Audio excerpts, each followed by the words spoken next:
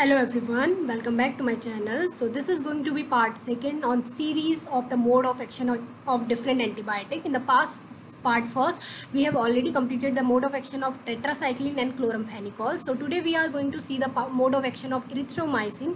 कि erythromycin का mode of action क्या रहता है. So this will be very helpful to you. At the end of the video, we will also solve one previous year question paper based on this topic. So let's start the video. So in this table we have already completed tetracycline and chloramphenicol, and today we are going to see about erythromycin. I will try to complete this topic with each and every antibiotic with their mode of action and with pictures so that you can remember it for the long time. So antibiotic का जो name है वो है erythromycin. This you have to remember. Then you have to remember कि ये prokaryotic cell पे act करता है कि यूकैरियोटिक. तो हमारा जो इरिथ्रोमाइसिन होता है it only act on the prokaryotic cell. Then you have to also remember कि साइट ऑफ एक्शन क्या है. तो आपको हर एंटीबायोटिक का साइट ऑफ एक्शन पता होना चाहिए. So it act on the peptide exit tunnel of 50S सब यूनिट. तो हमें पता है कि जो राइबोसोम है it made up of 2 units, large सब यूनिट एंड स्मॉल सब यूनिट. एंड स्मॉल सब यूनिट हमारा 30S होता है और लार्ज सब यूनिट हमारा 50S होता है इन केस ऑफ प्रोकैरियोट. तो it act on the peptide exit tunnel. So what its mode of action?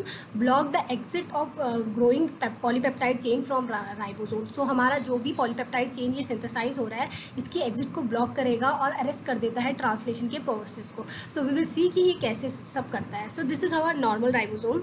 तो यहाँ पे जैसे ही protein की synthesis हो रही है तो this is the synthesizing polypeptide chain है.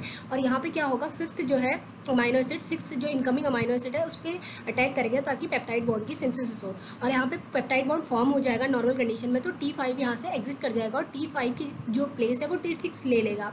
और यहाँ पे T7 एक नया अमाइनो एसिड लेके आ जाएगा.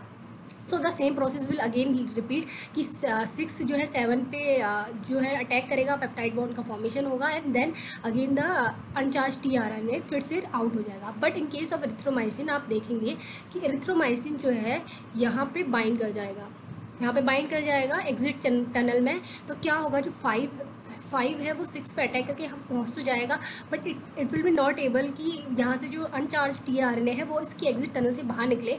और ये यहाँ से बाहर निकलने के लिए नहीं निकल पाएगा क्योंकि T5 जो tRNA है वो यहीं पे रह जाएगा अनचार्ज tRNA और यहाँ पे T6 रह जाएगा. तो हमारा फर्दर सिंथेसिस नहीं हो पाएगी क्योंकि T5 जब यहाँ से निकलेगा तभी T6 इसकी प्लेस लेके यहाँ पे न्यू जो है इनिशिएटर tRNA को लेके एक नया अमाइनो एसिड आएगा.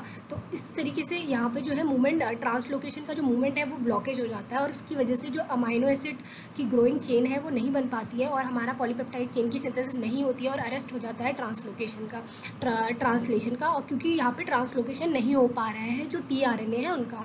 सो this is the mode of action of erythromycin. You have to remember कि ये प्रोकैरियोटिक सेल पे एक्ट करता है. इसका जो साइड है वो पेप्टाइड एक्सिट टनल पे है 50S सब यूनिट पे और ये ब्लॉक कर देगा ग्रोइंग पॉलीपेप्टाइड चेन की फॉर्मेशन को क्योंकि यहाँ से जो tRNA है वो एस्केप नहीं कर पा रहे हैं सो दैट नया tRNA उसका प्लेस ले सके.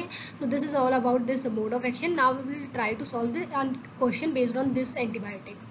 So erythromycin is an inhibitor of protein synthesis or translation. How it acts? So this question was asked in November 2022 in the second shift of CSIR. So it bind to the 30S subunit. So this option already incorrect हो जाता है क्योंकि 30S subunit पे तो हमारा erythromycin bind ही नहीं करता है.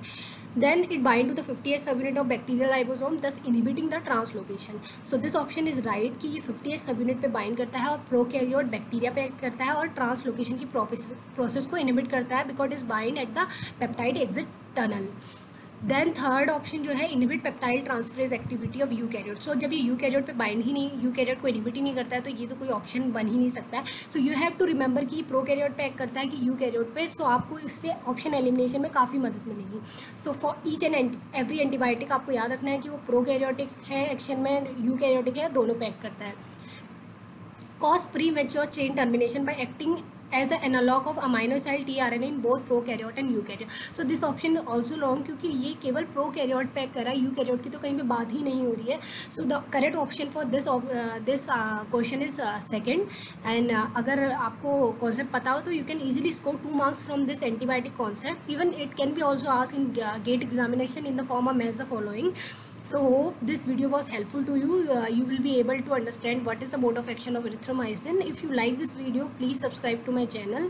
And if you have any feedback or if you understand this concept, please let me know in the comment section. Thank you for watching this video.